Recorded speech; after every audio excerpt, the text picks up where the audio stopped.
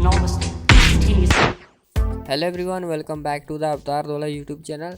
आज हम लोग ब्लेंडर के अंदर एक रियलिस्टिक रॉक यानी कि एक पत्थर बनाएंगे। हम लोग दो तरीके से रॉक बनाएंगे।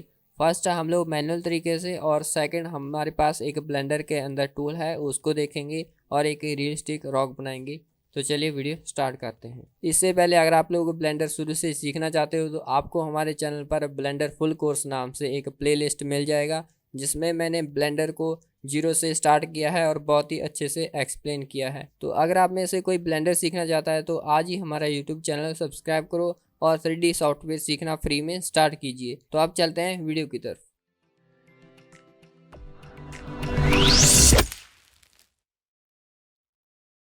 ओके, तो हमारे पास एक डिफ़ॉल्ट क्यूब है। सबसे पहले हम लोग इसके ऊपर एक मॉडिफायर लगाएंगे, सब डिवीजन सरफेस मॉडिफायर। तो उसके बाद इसका जो लेवल व्यूपोर्ट है इसको हम लोग 3 पे सेट कर देंगे, इसको कर देंगे अप्लाई। इतना हो जाने के बाद अभी आप लोग देख सकते हो एडिट में आने के बाद इसमें बहुत सारा मैश आ चुका है, लेकिन हमने इसके ऊपर डिस्प्लेस डालना होगा ताकि हम लोग इसको रॉक में कन्वर्ट कर पाएँ। तो यहाँ पर हम लोग इसके ऊपर डिस्प्लेस डालेंगे और यहाँ से न्यू करेंगे, इस बटन के ऊपर क्लिक करेंगे। आपको मैं थोड़ा जूम करके दिखा देता हूँ। जो हमारा ये स्विच बटन है इसके ऊपर जैसे मैं क्लिक करूँगा आपके पास यहाँ पे टाइप खुल जाएगा, इमेज और मूवी होगा बाय डिफ़ॉल्ट। तो हम लोग यहाँ से इसको क्लाउड पे सेट करेंगे या फिर वोरोनोई। तो मैं आपको रेकमेंड करूँगा आप लोग क्लाउड्स का यूज़ करें, तब आपको और अच्छा रिजल्ट मिलेगा। जैसे मैं इसके ऊपर क्लिक कर दूँगा तो हमारे बहुत सारे यहाँ पे जो फेस हैं वो डिस्प्लेस हो चुके हैं। और यहाँ पर सबसे पहले हम लोग एक सब रीजन सरफेस मॉडिफायर और लगा देंगे ताकि हम लोग इसको शेड स्मूथ कर पाएँ अच्छे से और देख पाएँ। इसको नॉर्मल कर देंगे। अब इतना हो जाने के बाद आपने दोबारा उस टेक्सचर में जाना है। यहाँ से इसका जो साइज है आपने इसको इंक्रीज़ डिक्रीज़ करके देखना है ताकि जो इसके यहाँ पे एजेस दिख रहे हैं क्रीज ये थोड़ा हाइड हो जाए। तो यहाँ से आप लोग साइज इसका शिफ्ट होल्ड करने के बाद इसको इंक्रीज़ कीजिए। तो फिलहाल के लिए मैं इसको 1 पे सेट कर देता हूँ। तो अभी आप लोग देख सकते हो हमारा कुछ रॉक है वो ऐसे क्रिएट हो चुका है। अब हम लोग क्या करेंगे, मॉडिफायर में जाएंगे। हमारे पास जो कोऑर्डिनेट है अब ये लोकल पर सेट है। अगर हम लोग किसी ऑब्जेक्ट के थ्रू इसको कोऑर्डिनेट कराना चाहते हैं तो उसके लिए हम लोग यहाँ पर एक एफटी लेके आएंगे और इस एफटी को मैं थोड़ा सा वाई की तरफ ले चलता हूँ और इसको लोकल से अब हम लोग कर देंगे ऑब्जेक्ट। कौन सा ऑब्जेक्ट है, ये वाला है हमारे पास एफटी। तो जैसे मैं इस एफटी को मूव करूँगा, ये देखिए जैसे इस एफटी को मैं मूव करूँगा तो हमारे यहाँ पे कोऑर्डिनेट है वो भी चेंज होता हुआ चला जाएगा। अगर मैं इसका डुप्लीकेट करूँगा शिफ्ट डी के साथ और एक्स की तरफ हम लोग इसको रखेंगे तो ये कि जो हमारा रॉक है उसका डिफरेंट लुक निकल के आ रहा है। ये हमारा डिफरेंट है और वो हमारा डिफरेंट है, ये कि सब में चेंजेस अलग अलग होगा। चलिए हमें इसकी ज़रूरत नहीं है, हम लोग इसको लोकल पे सेट कर देते हैं और यहाँ से इनको डिलीट कर देते हैं। हमें इसकी ज़रूरत नहीं है, इस एफटी को भी डिलीट कर देंगे और वापस हमारा वही आ जाएगा ये लोकल पोजीशन पे। अब हम लोग इसको एक रियलिस्टिक लुक देने के लिए हम लोग इसमें टेक्सचर डालेंगे। उसके लिए हम लोग जाएंगे शेडिंग में। इसको थोड़ा आप लोग जूम कीजिए और इसको थोड़ा स्पेस बना लीजिए। आप लोग इसको सिलेक्ट करने के बाद डॉट हिट कीजिए ताकि सामने जूम होकर आ जाए। तो आप लोग कोई सा पोजीशन आप लोग इसका ऐसे रख सकते हो, कहाँ पर भी आपको ये सही लगे। तो मैं इसको यहाँ पर रखूँगा। अब हमें यहाँ पर कुछ नोट का यूज़ करना होगा। सबसे पहले आपने उस मटेरियल को सिलेक्ट कर लेना है जो मटेरियल इसके अंदर है, और यहाँ से आप लोग नाम कोई सा भी रख सकते हो। तो यहाँ पर हम लोग रॉक रख देते हैं, एंटर हिट करेंगे। अब इतना हो जाने के बाद हमने क्या करना है, सबसे पहले कुछ नोट्स यहाँ पे लेके आना है। सबसे पहले हम ऐड में जाएंगे, नॉइज़ टेक्सचर लेके आएंगे और इसका शिफ्ट डी के साथ डुप्लीकेट करेंगे और इस कलर को इस वेक्टर के साथ हम लोग ज्वाइन कर देंगे इसको यहाँ पर, और इनको थोड़ा साइड हटा लेंगे। अब हमें यहाँ पे कलर रैंप नोड का यूज़ करना होगा। शिफ्ट ए करेंगे, यहाँ पे आएंगे कन्वर्टर के अंदर कलर रैंप, यहाँ पर आ जाएगा और इसका मैं एक डुप्लीकेट करूँगा। इन तीनों को थोड़ा साइड हटाएंगे, इसका एक डुप्लीकेट शिफ्ट डी के साथ डुप्लीकेट इसको यहाँ पर रखेंगे और इस कलर को फैक्टर के साथ और इस वाले कलर को इस फैक्टर के साथ ज्वाइन कर देंगे।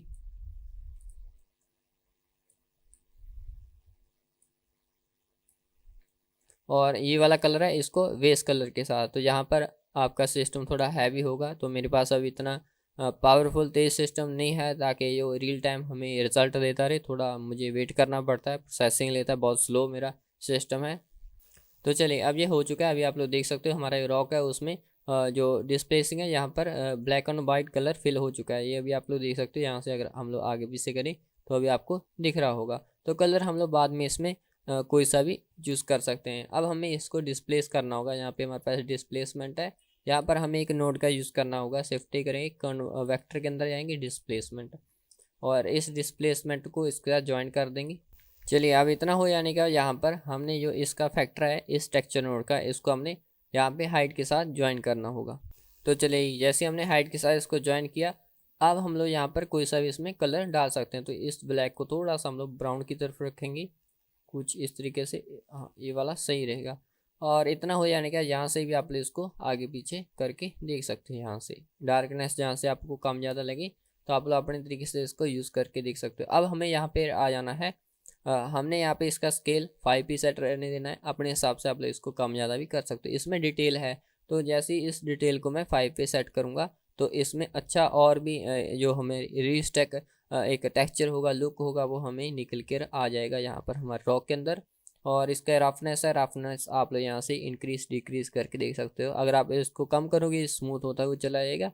और आप लोग थोड़ा सा इसको मैं आपको रेकमेंड करूँगा, यहाँ पर आप लोग थोड़ा सा इसको 0.55 कर देंगे। हाँ, अब ये सही लग रहा है। तो 550 पर रखेंगे, 550 पे। अब हम लोग इसका डिस्टॉर्शन है, इसको हम लोग इंक्रीज करेंगे ताकि हम लोग इसको डिस्टॉर्शन करा पाएँ। ये 100 हो जाएगा, इसको हम लोग 0.01 कर देंगे। हाँ, ये 10 के आसपास सही रहेगा। तो अभी आप लोग देख सकते हो इसमें कलर आप लोग कोई सा भी कर सकते हो। अगर आप लोग इस ब्राउन को थोड़ा आगे की तरफ करना चाहते हो तो ये कुछ ऐसा बन जाएगा। तो अब हम लोग लेआउट में चलेंगे और यहाँ से मटेरियल। तो अभी आप लोग देख सकते हो हमारा जो रॉक है वो एक ऐसा बन के क्रिएट हो चुका है। अभी हमें एक रियलिस्टिक लुक दे रहा है। तो ये तो हो गया हमारा फर्स्ट मेथड, हमने रियलिस्टिक तरीके से, मैनुअल तरीके से हमने यूज़ करके एक रियलिस्टिक रॉक बनाया। तो और यहाँ से आप लोग इसका स्ट्रेंथ है इसको कम ज़्यादा भी कर सकते हो अपने हिसाब से जैसे आपको चाहिए। अगर मैं इसको यहाँ पे 2 पे सेट कर दूँ, इसको 2 पे सेट कर देंगे। और यहाँ से आप लोग इसका स्ट्रेंथ वगैरह ये सब आप मिड लेवल इसका चेंज करके देख सकते हो। तो फिलहाल के लिए हम लोग इसको एक भी रहने देंगे। तो ये रहा हमारे पास रॉक, और इसको हम लोग थोड़ा साइड हटा देते हैं। क्लिक करेंगे जी और एक्स की तरफ, इसको यहाँ पर रख देंगे। और अब हम लोग चलते हैं मेथड 2 की तरफ। तो हमारे पास यहाँ पे शिफ्ट ए करने के बाद मेरे पास ब्लेंडर अभी 3.1.2 है, और यहाँ पे हमारे पास एक ऑप्शन होगा रॉक जनरेटर का। जैसे मैं इसके ऊपर क्लिक करूँगा हमारे पास एक रॉक आ जाएगा, और इसकी नीचे प्रॉपर्टीज़ खुल जाएगी ऐड रॉक्स की। यहाँ पे नंबर ऑफ रॉक्स यहाँ पे आप लोग इंक्रीज़ करके देख सकते हो जितने आपको चाहिए। तो फिलहाल के लिए हम लोग एक भी रखेंगे इसको। और यहाँ पे कुछ इसका स्केल है, इसको आप लोग अपने हिसाब से एडजस्ट कर सकते हो। और ये इसका स्क्यू है, आप लोग इसको ऐसे इंक्रीज डिक्रीज करके देख सकते हो। तो अभी ये फ़िलहाल ऐसे है। अब हमारा यहाँ पे जी स्केल है, तो आप लोग इसको जी की तरफ कर सकते हो जैसे भी आपको चाहिए, या फिर आप लोग इसको अपने हिसाब से एडजस्ट करके देख सकते हो। तो अब हम लोग क्या करेंगे, यहाँ पे इसमें आ जाएंगे डिफॉर्मेशन में। अब हम लोग यहाँ पे इसका वाइट फोल्ड 5 पे है, आप लोग इसको इंक्रीज डिक्रीज करके देख सकते हो। तो इसमें उतना डिफॉर्मेशन हो जाएगा, अपने हिसाब से आप लोग इसको रख सकते हो। तो फिलहाल के लिए हम लोग इसको 5 पे रहने देंगे। और अब हम लोग यहाँ पे इसका रफनेस है, तो रफनेस आप लोग अपने हिसाब से इसको कम ज़्यादा करके देख सकते हो। तो इसको मैं अगर 5 पे सेट कर लूँ तो वो जैसे आ जाएगा। तो बाय डिफ़ॉल्ट 2 पे होता है, हम लोग इसको इतने भी रहने देते हैं। अब उसका इसका डिटेल लेवल है, तो डिटेल लेवल क्या है हमारा, यहाँ से इसमें अब हम लोग जैसी डिटेल डालेंगे वैसे ये और अच्छा हमें रिजल्ट देता हुआ चला जाएगा। इसमें हम लोग ऐसे डिटेल डाल सकते हैं। तो इसको भी हम लोग 2 पे सेट कर देंगे। और इसका डिस्प्ले डिटेल है, इसको हम लोग यहाँ पे जैसे इंक्रीज़ करेंगे तो हमें और अच्छा लुक देता हुआ चला जाएगा। लेकिन इसमें उतना ही ज़्यादा और मैश बनता हुआ चला जाएगा। हम लोग इसको 2 पे सेट रखेंगे। तो जैसे ही हमारा यहाँ पे डिस्प्ले डिटेल है, इसको हम लोग 3 या 4 पे सेट कर देंगे, उतनी हमें ये और अच्छा रिजल्ट देता हुआ चला है। ये डिटेल लेवल है, इसको मैं 3 पे सेट कर देता हूँ। तो हमारे पास डिटेल कुछ ऐसे आ जाएगा। और डिस्प्ले डिटेल है, आप लोग इसको कम करके देख सकते हो अपने हिसाब से। इसको मैं 3 पे सेट कर देता हूँ, तो ये कुछ हमें ऐसा रिजल्ट देगा। इसको हम लोग 4 पे कर देंगे तो कुछ ऐसा रिजल्ट देगा। तो अपने हिसाब से आप लोग इसको यूज़ करके देख सकते हो कहाँ पे आपको सही लगे। हाँ, ये 3 पे कुछ ऐसा लगेगा, और इसको 2 पे रखेंगे, और इसको 3 या 4। फिलहाल के लिए हम लोग इसका लेवल 1 करेंगे, और फिर दोबारा हम लोग इसको 2 या 3 पे सेट करेंगे। हाँ, तो ये वाला सही रहेगा। अब उसका यहाँ पे स्मूथ फैक्टर है इसका, आप लोग फैक्टर इसको स्मूथ करना चाहते हो अपने हिसाब से इसको स्मूथ कर सकते हो। 0.2 कर देते हैं हम लोग। हाँ, स्मूथनेस है इसमें कुछ ऐसा आ जाएगा। तो अपने हिसाब से आप लोग करके इसको देख सकते हो। तो फिलहाल के लिए हम लोग इसको 1 पे सेट कर देते हैं। हाँ, इतना हो जाने के बाद यहाँ पे हमारा स्मूथ इंटरेक्शंस है, इसको आप लोग यहाँ पे इसको यूज़ करके देख सकते हो। और डिफ़ॉल्ट है हमारे पास बहुत सारे आइस, सैंडस्टोन, ये सब आप लोग करके इसको देख सकते हो। ये रिवर रॉक है आपके पास, तो हम लोग इसको डिफ़ॉल्ट भी रखेंगे। तो हमें फिर दोबारा इसका कुछ सेटिंग करना पड़ेगा। स्मूथ फैक्टर हम लोग 1 पे रखेंगे और इंटरेक्शंस है इसका 3 पे। इतना हो जाने के बाद अब आप लोग इसको बाहर क्लिक कर दीजिए और इसको इसमें भी हम लोग टेक्सचर डालेंगे। दोबारा शेडिंग में जाएंगे, वही टेक्सचर हम लोग इसको लेके आएंगे, इसके ऊपर वही टेक्सचर डालेंगे। यहाँ से हम लोग रॉक के ऊपर क्लिक कर देंगे। तो इसमें सेम हमारा टेक्सचर आ चुका है। अब हम लोग लेआउट में चलेंगे और यहाँ पे हम लोग मटेरियल में चलेंगे और अभी आप लोग देख सकते हो दोनों में क्या चेंजेस है। ये हमारा जो मैनुअल तरीके से था रॉक बनाया हमने वो था, ये हमारे पास जो एक रॉक जनरेटर है उसके थ्रू हमने बनाया है। लेकिन बस सिर्फ इसमें डिफरेंस ये है, मैं आपको दिखा देता हूँ। इसमें बहुत सारा मैश होगा। अगर मैं आपको मॉडिफायर में दिखाऊँ तो एक सबडिविजन सरफेस मॉडिफायर बहुत बार लगा हुआ है और डिस्प्ले इसका भी बहुत बार यूज़ किया गया है अलग अलग तरीके से। और यहाँ पे इस स्विच आइकन के ऊपर क्लिक करने के बाद आप लोग देख सकते हो कौन सा कहाँ पर कैसे यूज़ किया गया है। क्लाउड्स है, ये देखिए मैंने आपको पहले ही बताया था, तो क्लाउड्स पर ही है और ये अच्छा रिजल्ट देता है हमें। लेकिन अगर मैं आपको इसमें दिखाऊं तो इसमें हमने सिर्फ 2 बार सब डिवीजन लगाया है और 1 बार हमने इसको अप्लाई किया है। तो बस यही फ़र्क है दोनों में। तो आप लोग कोई सा भी यूज़ करके देख सकते हो। ओके, तो गाइस ये था हमारा आज का वीडियो जिसमें हमने देखा कैसे हम लोग मैनुअल तरीके से रॉक जनरेट कर सकते हैं और जो हमारे पास एक ब्लेंडर के अंदर टूल है रॉक जनरेटर का, उसके थ्रू हम लोग कैसे रॉक बना सकते हैं।